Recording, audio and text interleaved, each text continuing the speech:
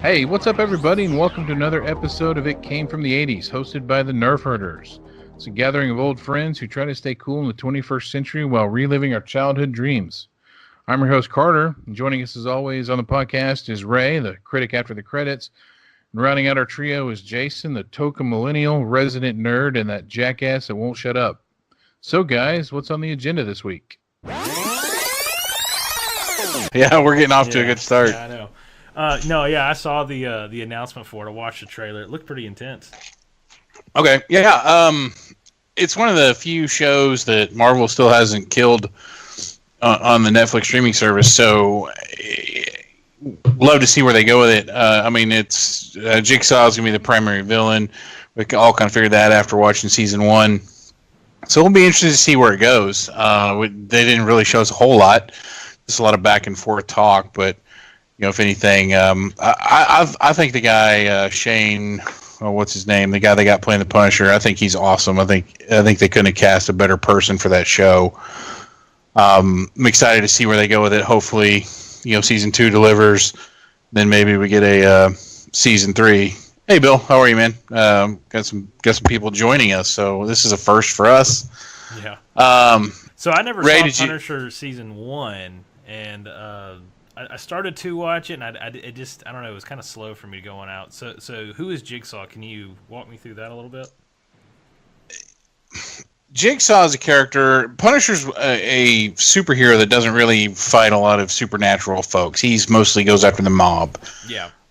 In the very first iteration of the comic book, Jigsaw was a guy in prison that Frank Castle cut his face up with a beer bottle, and so he just kind of has always gone after Frank, wants to kill him, wants to do harm to him.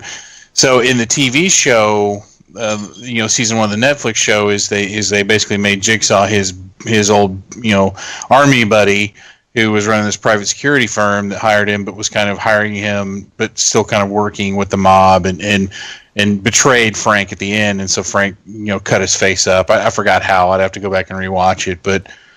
So it's just the interest is just kind of a personal issue between these two. 10, 12 episodes of Frank just shooting everybody with machine guns. So it's going to be kind of cool. Oh, okay. When you said Jigsaw, all I could think of was I want to play a game and Billy and living with Jigsaw. No, not that Jigsaw. That'd be funny though. But that no, would be funny. So, Ray, what are your thoughts on Punisher? I'm not gonna watch it. I'm not gonna lie. The first season was phenomenal. It was pretty good. It suffered like all the rest of the MCU on Netflix about having a couple of episodes where you're like, it's a filler, but it wasn't as bad with the Punisher. But mark my words, this is the last season of this, especially on Netflix. Now, if they decide to bring it back on the Disney streaming app, then I'll probably go back and check in on this because I am kind of excited about it. I thought it was one of its better series, but if they're not going to bring it back, I don't want to watch it. I mean, I didn't watch the last Daredevil season, even though I heard it was phenomenal. But for what? I don't want to get vested in these things again, and then they just don't bring it back. Just like the new Jessica Jones is coming out later this year. I'm not going to watch that either. I'm sorry to be, a downer about it, but again, if they don't know where these characters are going to go, why would I put my time into that? There's a couple of other series that are out right now that I know there's going to be a second season, or I know there's going to be, more content to it that I want to focus and give my time to. So, I mean, I know it sounds weird, but yeah, I'm just not interested right now. I need Disney to tell me what's going to happen to these characters. Plus, let's go to the streaming service, buddy. Right. I swear they're not. I don't think they're going to be on the streaming service. I don't see it. They haven't. If they were going to do that, they should just go ahead and announce it and say, hey, you know what? We're going to put them on the new Disney service. We're just going to finish our contract here. But like I said, they're being ambiguous. So until I find out something, I'm not going to waste my time on any more Marvel Netflix series. So, but I mean, like I said, the premise is cool though with the Jigsaw. That I mean, like the way it left off into season 1, and I thought he did a great job as Punisher. But nah, man, I can't do it. Yeah, I mean, I've got the trailer teed up if y'all want to watch it, but it's all good. I watched it earlier and actually got kind of interested in watching this again. I like John Bernthal as the actor. He played Shane on Walking Dead and stuff, and he's been in a couple other movies.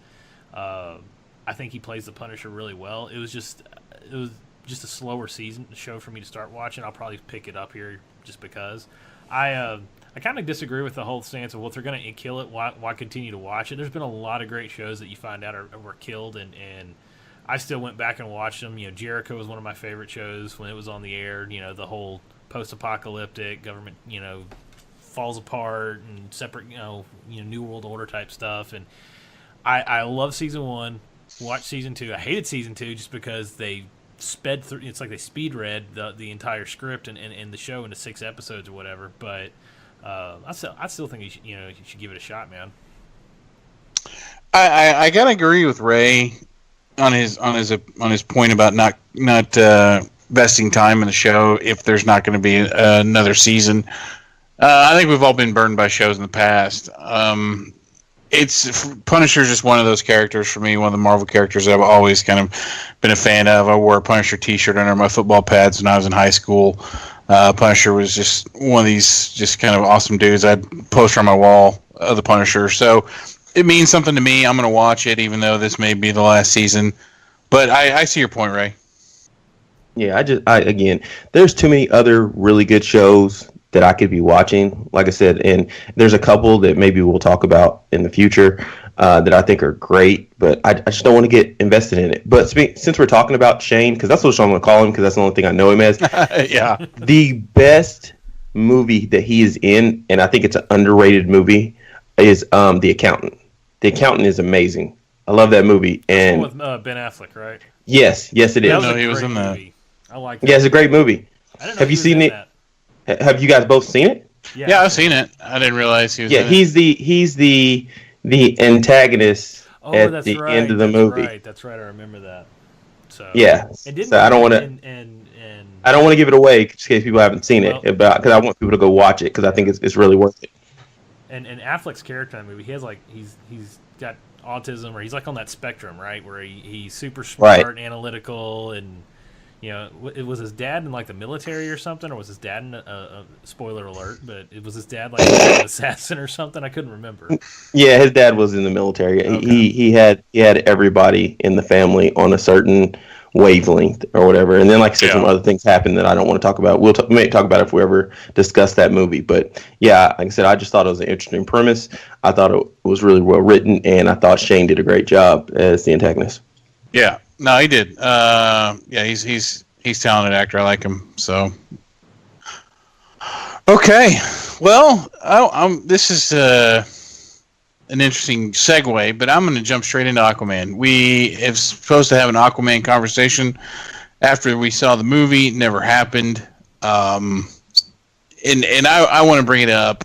And hold on. Before you get into this, if you're a new listener, what you need to understand is if you've listened to any of our podcasts, we bring up Aquaman in every single podcast. It's just one of those things that we do, right? Because it was so polarizing. Let's rephrase that. Carter brings up Aquaman. He either has something from Momoa or the character or I don't know what, but yeah. Aquaman's been referenced, I think, in every 10 episodes we've done of our podcast so far. And this is number 10, by the way. But here's the thing, though. I think us talking about it is kind of like a microcosm of the rest of, let's just say, the people who are interested in this movie, right? So apparently it got a lot of buzz that I didn't think it was actually getting, right? And then you see how it's broken all these box office records. I think it's the number one DCU EU movie it's like so far. Top 5 now of the world. Yes. I saw it beat out Night Rising and stuff. So I'm very so that's that. I am too. And Carter, let's go ahead. I know what you want to say, so we'll let you go ahead and say it. What, I was right. This movie was going to be good. Yeah, I'll say that. The movie was awesome. DC, and we've beat up the DC EU on every last 10 episodes, and I think James Wan, he delivered a fantastic movie. I think it's got a great story. It doesn't drag. You watch the time, and could it be shorter? Sure. Could it be longer? Hell yeah. I didn't find there was any dull moments. I mean, it was an adrenaline rush from the time the movie started. I got to disagree with the dull moment part, but go ahead. Well, I mean, I didn't think there was there was never a I got to go to the bathroom moment. I mean, I had to go at one point, and I missed a key part of the movie that I think Ray, I think you filled me in on, after the fact, and so the story was great. Momoa's acting. I mean, he's Jason Momoa. He's a rising superstar. He's not going to be, could he be the likes of Schwarzenegger or Stallone? Who knows? But he's kind of got this surfer boy, acting style about him. But man, I thought he delivered the hell out of this role. Amber Heard was great. The one person in the show that I think made this movie better was Patrick Wilson. If they didn't cast him right, cast Ocean Master right, who knows how the movie's going to be? But I thought he was incredible. I give him as much props as Momoa for making this movie good. Plus, they've got two villains to carry over into a sequel. Either they're going to do, and I'll try not to spoil anything, but Black Manta's in the preview, so people out there got to understand Black Manta's in the movie, and then Orm, Ocean Master. So they have a lot of material that they could go off of for another episode. But $1 billion box office take, or it's on target to hit $1 billion. It's like you said, it passed Dark Knight Rises. Basically one of the highest rated DCU movies of all time. In the eyes of all the failures of Justice League and Batman vs Superman, I think that DC finally has delivered a movie to the likes of the Marvel films, in my opinion. Yeah. I Okay. haven't seen it yet, so I can't comment. Well, I have, and first I have to apologize. I was wrong. It's a lot better than what I thought it was going to be. Carter was telling me how great he thought it was going to be. I was like, it's going to be trash. It's going to be CGI heavy. It's going to be horrible. And I'm not going to lie. Like, when you actually sit down and watch the movie, of course you notice the CGI, but it's not really anything that takes you out of the movie. Even when they de-aged William Dafoe, like, it still looked great. Everything looked believable. So, I mean, the only nitpicky things I have about it are not anything that I thought I was going to nitpick about it. I actually had a good time watching this movie. There was a couple of parts that lulled to me. I loved how they intertwined Black Manta into this. I thought that was very interesting. That whole dynamic, I don't want to give it away because I want people to watch it. But if you've seen how Aquaman and him first met, or their first interaction, it was very telling, and you could see why certain things happened afterwards. Ocean Master, I thought he was kind of a cut by or paint by numbers villain. He really didn't. I don't know. He didn't do anything that was anything special, but I understood kind of where he was coming from, I guess. I don't know. But like I said, that still, none of that ever took me out of the movie. The movie was a well-directed, it was silly, it was fun, but that's the way it was supposed to be.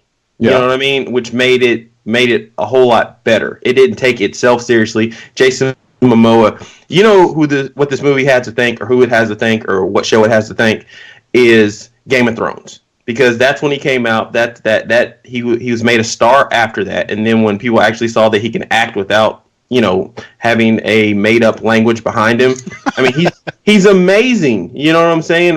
He's got that star power. So, and did you guys know that more women have seen this movie than men, and more women have seen? Right, exactly. That's what I'm saying. No. And then more women have seen this even more than Wonder Woman.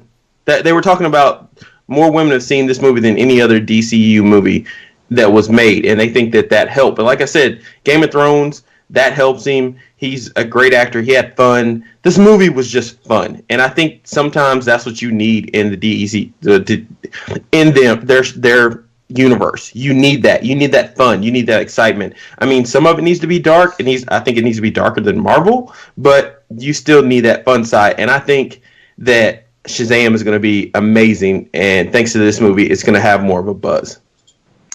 I'm curious about Shazam. That I haven't been just really excited to see that. Shazam as a character is kind of cool. One of the guys can go 12 rounds with Superman, so he's going to get my attention. But I don't know about the movie. It looks too silly to me. I mean, it looks like DC's take of trying to capture the Marvel child audience. Yeah, I agree. But the Spider-Man into the Spider-Verse audience, it just looks silly. First of all, that movie's amazing. Okay, I'm not gonna lie, it's 10 times better than Aquaman. And box office doesn't agree, but okay. I didn't say box office had to agree, but you guys got to look at it. You guys are talking about how it's silly and kiddish. I mean, he is a kid. That's what makes it like. If you were a kid and you could get all these superpowers, you would be doing the exact same thing. And I like people have said it's like the DC's version of Big, which I think is amazing because I love Big when I was growing up. I mean, you just get to be an adult all of a sudden. Now you get to be an adult with superpowers all of a sudden. I'm looking so forward to this movie. I think I might want to see this one more than I want to see Captain Marvel. So yeah, I'm looking forward to Shazam. I'm all in. I'm going to see it. It's just I'm cautiously optimistic that it's going to be good. I don't want DC to backslide. I mean, the problem is they came out with a great movie in Wonder Woman, and then kind of backslide with Justice League, and then they come out with Aquaman, and then they're going to backslide with this, and then will Wonder Woman 84 be great? Hopefully they can continue and carry on with some momentum, and I think they've delivered it. With Aquaman. Yeah, I agree. Just a random piece of trivia for you. Do you know that Matt Damon was considered for the role of Aquaman? Could you imagine that? No, just about as much I can imagine him as the role of Daredevil. So, anyway. I didn't think he was a good Daredevil either. No, that's Ben Affleck, buddy. Yeah, who'd you say? You said Matt Damon? Yeah. I'm sorry, they're the same. Yeah, they're the same. They're the exact same. All I know is what is it? What's the name of that movie they're in together that they won the Oscar? Good Will Hunting. Yeah, they're the same. Good Will Hunting. They were in Jay and Silent Bob Strike Back. I mean, they've been in a same together. They're the same. They're the same person. That's just how I look at it. Well, yeah. I mean, I'm like I said, Ray. I disagree with you about Ocean Master. I still think he was great. But any other movies you guys see over the holidays? I mean, I didn't make it to anything else. I did, but do you guys like apples? Oh God. Just Sure. apples. Do you like apples? Please don't. Yeah. I got her number. How do you like them apples? See, it's the same thing. They're the same guy. I could see either one of them saying that. Like it's Carter, do I need to mute Ray? Put him yes. Whatever. That was funny. Anyway. Audience, about once a week we have to mute Ray out because he says something stupid. How do you like them apples? Yeah, whatever. I did see Into the Spider-Verse, and that is an amazing cartoon. It just was. Like, it surpassed everything that I thought it was going to be. It's probably one of the best Spider-Mans, if not the best Spider-Man movie ever made. Better than the Tobey Maguires? You know what? So, one, I like the other guy, the one with Emma Stone. I like those better anyway than the Tobey Maguires, especially the first one. I think it's way better. The one with Jamie Foxx and whatever. But I just like the take that they did on Into the Spider-Verse. It was very mature, and even some parts, like I said, I took my 5-year-old daughter to see it, and it's like she kind of jumped. I jumped at a couple parts, and I mean, it touched on a lot of things. I don't want to give it away, but. I mean, as far as other stuff that talking about if I watch any other movies or the holidays, I did get to watch Bumblebee.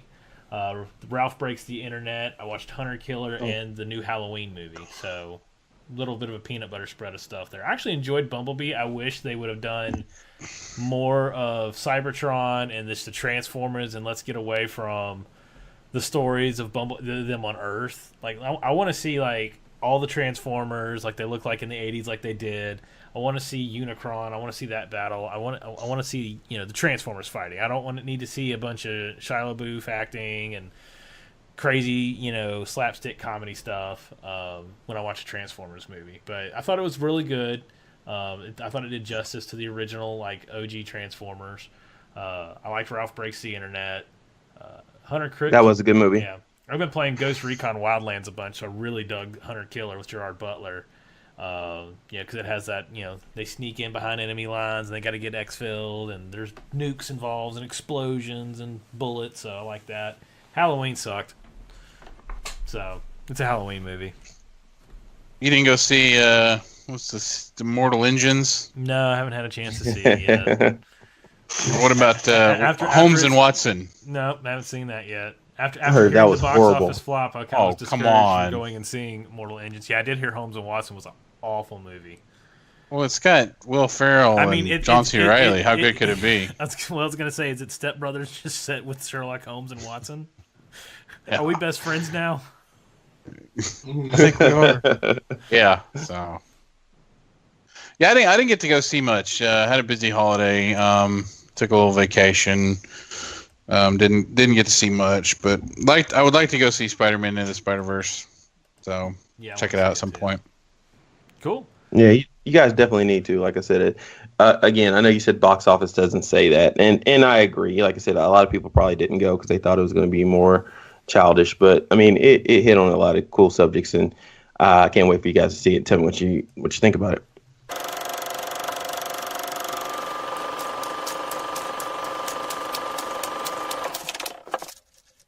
Yeah, so every episode we kind of talk about a movie generally that, we kind of grew up on, or sometimes we just pick movies, period. But like, for example, let's talk about what we're going to talk about today. Let's discuss that. It's Tron, right? Yeah. So, well, here, hold on. Tron I've got the trailer teed up if we want to show that real quick. So in case we have some people who have no idea. Yeah, go and roll it. Roll the. Everyone knows what Tron is. All right, here we go. Blast from the past. There are over 1 million computer systems in the United States. Inside every one of them is a startling new world.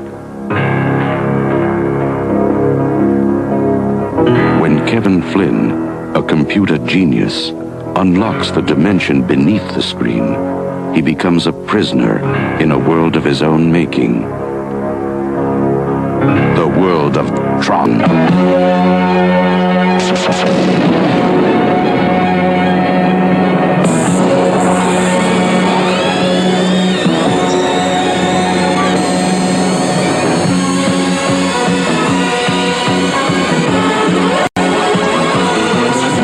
Tron, a dimension you have never seen, a name you have never heard, a vision you could never imagine.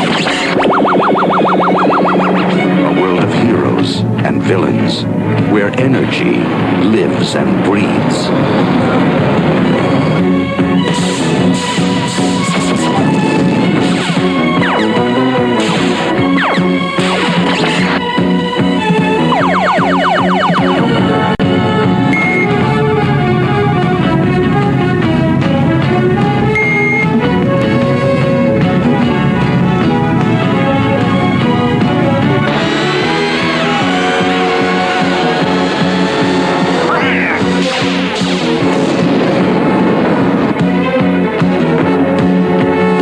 Inside a computer, the new world, Tron.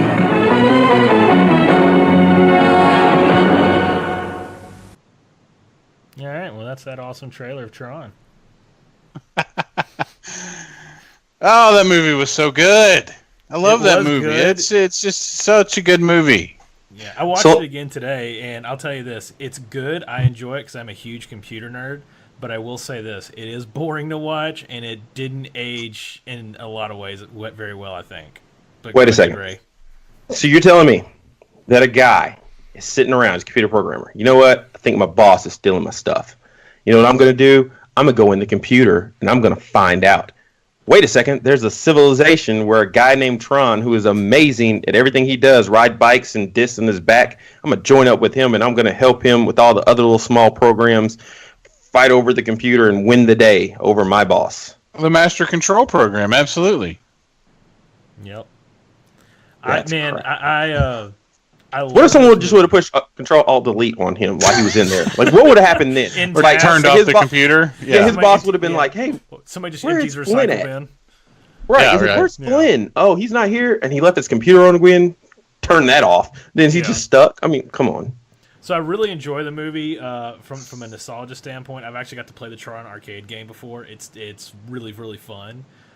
Buddy of mine, he actually restores arcade cabinets for a living. I think it's Retro Arcades. You can look him up on Facebook. I'll see if I can actually get him on here to talk about arcades with us one week. But I love how it starts out. You know, he's kind of noodling around in the system. And I think it's really funny because I watched Tron, and then I've seen Tron Legacy, which I really like as well. And there's a lot of parallels in how they did some of the intros and some of that stuff. But like Flynn's Arcade to me is the coolest thing ever because it's just this massive old school arcade of all those video games. Everybody's hanging out, and of course he's a big computer hacker, computer programmer, but he's breaking into the Incom system to try to get royalties and credit for the work he did. Yeah, that's it. That's keep going. Keep going. Oh, okay. Yeah, Sorry. jerk. All right. Keep going. Yeah, and so anyway, they had to sneak back in, and the CEO guy has the MCP block everybody's access, and then of course he's got the credit card reader that looks like it's something that came out of the Terminator movie. Somebody stole props there again, and he breaks in with the mega vault door, which I think they reference in Tron Legacy, which I thought was awesome. Yeah, and that was fun. I think the craziest thing to me is you see him going through that room right before he gets zapped into the digital world, and there's all those cooling pipes and stuff, and the computer technology is just so massive back then. Hold on, to where before we you are go now any from a further. technology standpoint. Yeah. Hold on. Jason's a nerd. See, he's excited about all this stuff. That's the type of stuff I was starting to fall asleep around then. Like, ooh, he's into a computer. But go ahead. I want you to geek out over this. I really do. Because I'm enjoying listening to you geek out about it. Yeah. It's just that, well, I did not have this level of enjoyment like Jason did. But go ahead. As a child, we all saw that and just thought we were overwhelmed with everything. But you start watching it as a 40-something-year-old and go, what are all these pipes for? There's so much unnecessary things going on. I mean, it looks like we're in a power plant. I mean, there's steam pipes and metal girders, and then there's a computer with a laser that can break you down and basically fax you. So yeah, it digitized you. I thought it was really funny because you see it's scanning him literally and cutting out chunks of his body digitally into little cubes that then puts him inside the program. So yeah, I thought it was which really kind of reminds me of the and you might. I'm sure, Jason, you might be too young, but like the old 14.4 baud modems or 56K modems when you would open a picture, whether that picture be of whatever that picture may be, it digitized that way, kind of a pixel at a time. So I thought that was kind of funny. I thought everything was great about the movie. So, it's crazy to me to see what we thought was revolutionary technology-wise back then versus now.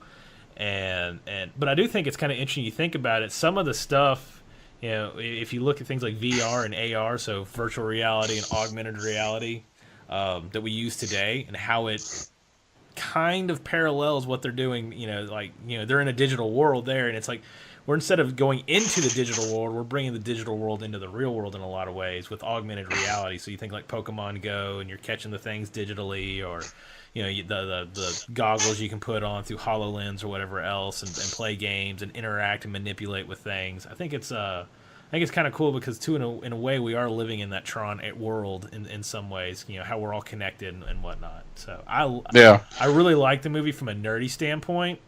Special effects and everybody's grayed out or blue. It looks like nobody's got any oxygen coming to their body. They've all been CO2 poisoned or whatever, and they're all purple or pink. and it's like they need some color, and of course we get through we go through the light cycle races, which was the coolest thing in any movie prior or since. I think the light cycle bike race was just epic. Yes, everybody and their dog wishes they could pull that kind of crap off. So I remember riding through the neighborhoods, pretending like I had laser beam shooting out of the back of my bike and watching some of my buddies that are on the stream now crash or something. So that whole gaming, the whole games thing that he had to go through, the disc battle, the light cycles, then when he starts driving the tank. I mean, yeah, it's cheesy as hell special effects, but dude, that was some of the coolest stuff we saw as kids. Yeah. Two things real quick. Ralph Breaks the Internet has a cool nod to that. That was kind of funny and cool. You remember that, Jason? Yeah. I love everything about Wreck-It Ralph because it ties into so much stuff from a video game stuff that I grew up on and played. Q*bert, Sonic, Pac-Man. They're sitting there in the first movie and it's the bad guy support group meeting. You got Bowser and Zangief and the zombie and Bison and all them. So yeah, I love that kind of stuff, and I love all the little nods. There's some Easter eggs in this one. Pac-Man makes a cameo in Tron. Right. Yeah. And the second thing I was going to say about that light bike race is 1,000,000 times better and more suspenseful, and I care about it way more than I do that stupid pod race on Phantom of the Menace, Phantom of the Menace, whatever the name of that movie is. Like Phantom of the Menace, yeah. Whatever. Don't hate on my Star Wars, okay? I like Star Wars I'm not. too. Listen, I used to like Star Wars till this last episode came out, and they screwed it all up. But we'll talk about that in another podcast. But I'm just saying, I hated the first episode, and that 35-minute pod race for no good reason really bugs me. But I mean, Tron, that was I love the way they did that light cycle bike race. I mean, that was like something like and the disc fight, that was awesome. Like that's how you do it. The race in episode 1 was the best part of the movie, without a doubt. No, it wasn't. No, it was not. That race is so boring. Like, at what point did you actually think he was going to lose? Ever? No. I never knew. I knew he was going to win. Right. Like, there was no suspense. He's the chosen one. Come on. It was horrible. Yeah. So back to Tron. I really dug after watching this one. When you watch the Disc Wars fight, I thought they did a really good job with that one. I actually thought like how the Disc Wars fight was in Tron versus Tron Legacy, because in Legacy, I mean, they did break the floor out, but the whole premise is you're bouncing the disc off the ceiling or off of something to knock off a different ring on the floor, and when to knock the character off. And in the movie Legacy, it was you had to they hit him with the disc and killed him. And so, or they de-resed. Nobody dies. There's no death. It's de-res. But I thought that was really cool. I thought the light cycle was really cool. I thought it was interesting if you look at the parallels between the movies. In Tron, the dude crashes and breaks a hole in the wall in the light cycle race. And in Tron Legacy, same thing happens. They blow a hole out and they jump over and they get off the grid, and that's how they escape. Yeah. I thought just some interesting trivia about it. I pulled up the Steve Linsberger, when he came across some concept stuff for Tron, he got the idea really to make the movie after Pong. He was watching some Atari video games, early video of Pong. Well, that'd have been riveting. Yeah. Doot, doot. And of course, I think they showed Pong in the movie too. Yep. At some point, it was originally going to be taken as a cartoon instead of a live action movie, and then. The special effects I thought was interesting. How much memory do you think was used for the special effects? Back in 3 gigs. It was in the kilobytes. 3 gigs. Ray, you're way off. Gigs didn't exist back then. I know they didn't. I just wanted to throw out something. Just 2 megs of memory, megabytes of 2 meg. Wow. Yeah. Wow. So, Disney animators didn't want to work on it because they felt it was threatening to their handwritten cartoon animation. So they had to go hire outside animators to work on the movie, because they refused. They straight up were like, we're not doing it, because they felt it was a threat to their type of work. So is that why it took them 30 years to make a sequel? No. God. They needed Bridges to age a little bit, I guess. But, yeah, exactly. There's no so guns they could in the de-age movie. him. And the reason why there were no guns in the movie is that was a policy of Lisberger, the guy who made the movie, and that's why the discs were used. But the disc actually fit in well because that's where they store their data and their information, and so it played in a lot of other things. Yeah. It worked with the time. Yeah. So Playboy wanted to be involved with the movie at its premiere and make a photo shoot. That never happened. And the girl in the girl program, what's her name? Shoot, I forgot her name in the show, but she's Lacey Underalls in Caddyshack. So she goes to a rated R movie. So Yep, that was her first movie actually, was Caddyshack, and she was asked to take her clothes off. It says in one of these other tidbits of information. So and then they made a sequel for it that was a sequel to Legacy. It was Tron Uprising. It was an animated series, but it only lasted a year. And then John Lasseter, the dude behind Pixar and Toy Story, was at Disney as a storyboard artist, and it kind of inspired him to start Pixar, because he felt like this was going to be the future, the CGI stuff. So I thought that was cool. So, overall, I like the movie. It's one of those. It's like it's a nostalgic movie to watch and reference. I I thought it was good. I don't think it stands the test of time. My kids would probably be bored out of their mind to watch it just because they didn't grow up with the evolution of technology and stuff. So, like, I like the little plugins to the characters. Like, there's RAM and all the different names and stuff they drop and some of that stuff. So I thought that was really cool. I disagree. I mean, does it hold up? Special effects are bad, obviously, in today's standards, but the story's good. I mean, I'd much rather watch this than Beastmaster again if I had a choice. Or what is it, The Sword and the Sorcerer? Sword and the Sorcerer, yeah. Yeah. Oh, it was a terrible movie. You should go back if you're watching us or listening to us and go listen to those podcasts and or watch those movies. No, I don't. Beastmaster wins Sword and the Sorcerer hands down, though. Don't. Just don't. Beastmaster, the precursor to Lord of the Rings. Yeah, don't. The movie was cool. I mean, like I said, it was great back in the day. Now I was bored out of my mind. But again, like I said, there are a couple of cool parts that still made you think, man, that's kind of awesome. But Ray, you're probably bored because multitasking didn't exist as a concept when this movie came out. True. Yes, that's probably why I was bored. That, and like I said, I could care less about him jumping up with the other programs and trying to try to take over the computer and him I didn't really care. So anyway, I do think when you really break it down and look at the movie as I'm thinking through other scenes and stuff, it's very much when you watch Tron Legacy, the newer one. It's basically Tron Legacy is a remake of Tron. Beginning, the middles, and the ends. Everything that happens. There's a lot of parallels, and I'm just now having that epiphany as we're sitting here talking about it. And I wish they would continue Tron. I think they could. I think Jeff Bridges did a great job back then. I think he does a great job now as Flynn. I would love to see them do that, but it probably will never happen. Or it'll be like 30 years later, like anything else we've seen. Right. Yeah. Well, I don't know what else to talk about, guys. Kind of ran through it pretty good. Yeah. I don't know. I don't have anything else. I just started watching Young Justice, The Outsiders, for the little DC network. It's pretty amazing. I'm a big Young Justice fan, so I think they're doing a really good job with that. Speaking of shows that I want to keep watching instead of Punisher. So I'm looking forward to that. Please, I am so happy, and we're never going to talk about that Bird Box movie. I don't want to hear about it. I'm tired of seeing the memes, so we can not talk about that. And you don't want to watch A Quiet Place, but about vision instead of sound? A Quiet Place was amazing. No. But I also give Bird Box a little bit of credit. I think if you really want to get into that movie, if you compare it to A Quiet Place, I liked A Quiet Place. I thought it was a better movie, but some things that I felt were cop-outs. The family had a kid that was deaf, so they already knew sign language before the disaster happened, so they had a leg up. Sandra Bullock was somebody who had antisocial tendencies, was pregnant, has a kid, has to take on the responsibility of another kid. All right. Don't tell us the whole movie. Okay. Save some for.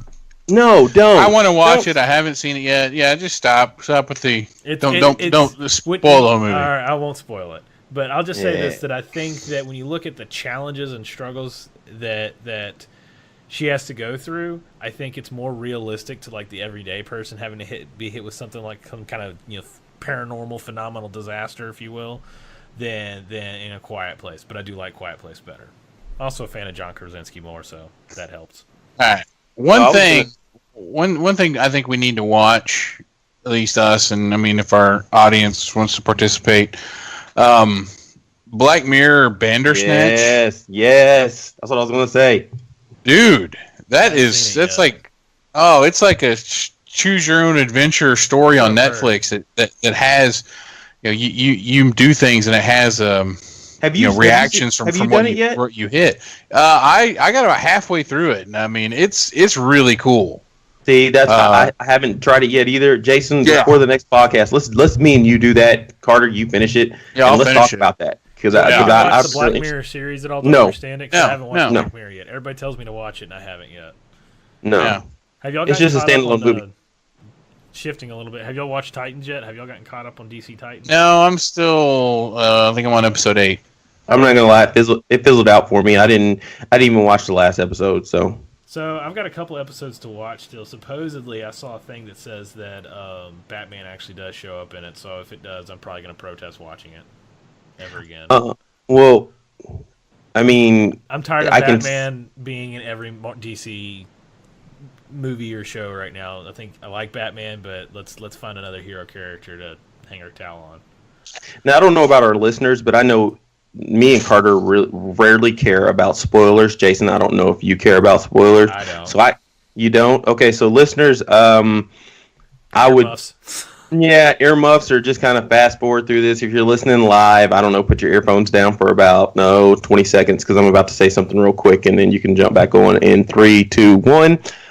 So you know the main bad guy, right? That's in Titans, basically the devil. He puts Dick under a spell, and basically Dick goes and kills Batman. That's it. You don't get to meet. Yeah, you don't get to really meet him, and then you find out at the end of the episode that Dick is under Trigon, whatever his name is, spell. That's it. So that's all. That's all it is. So, I mean, I just wasn't interested in seeing that. So I don't know. So I kind of faded out on me. Anyway, right. Welcome back. Go watch Bandersnatch. It's really, really cool. Really well done. So I'd like to see what you guys think because we could all have a different experience watching the same movie. So it was really slick the way they did it. That's cool stuff. I mean, I wish more TV shows would do programming like that. You know, it's that Black Mirror. Is that Netflix or BBC? I forgot who owns that, but it's on Netflix. But I think the show. Yeah, it's BBC or something like BBC's produced it or whatever. It's just really cool, really different way of consuming. So check it out. All right, let's wrap this puppy up. All right, guys. Well, this is our first live go on Facebook. It was kind of a light week for content. We didn't have a whole lot to talk about. We also didn't want to screw up and suck. Right, that's true. We didn't want to screw up and suck. So we already did that. So who cares? So I appreciate anyone who joined in. Go ahead and throw some likes and some loves and some smiley faces and some Facebook emotes if you don't mind. Let us know how we're doing.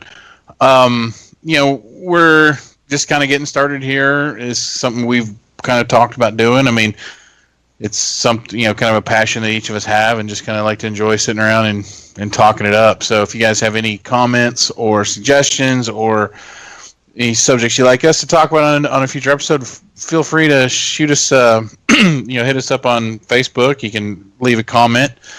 You can hit me up on Twitter at big_dues. Ray, tell them where they can find you.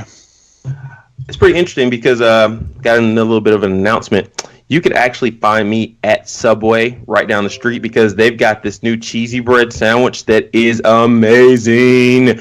I've literally had 2 in the last 3 days. So if you want to come find me, come to the Subway kind of next to my house. I'm not going to tell you where I live, but if you happen to see me there, just give me a what's up, and I'll go from there. Just follow the Subways that are sold out of cheesy bread sandwiches, and you'll find them.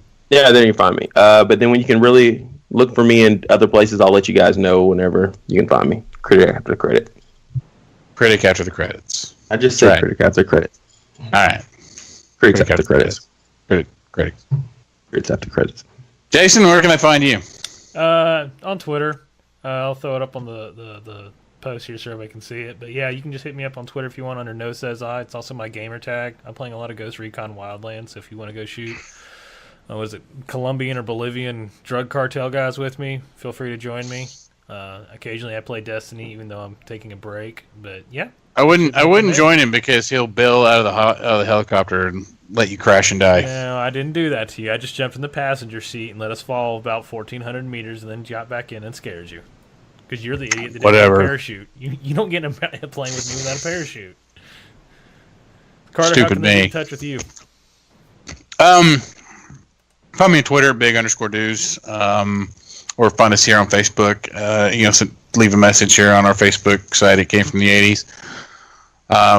Do play Xbox, Big Deuce gamer tag. So hit me up if you guys want to play some video games. I haven't really played much lately. Kind of taking a break for some odd reason. Getting my office set up for my new job. I start tomorrow. So nobody cares. Nobody cares. So yeah, we're happy. Carter's employed. I'm just joking. Haha. Right. So.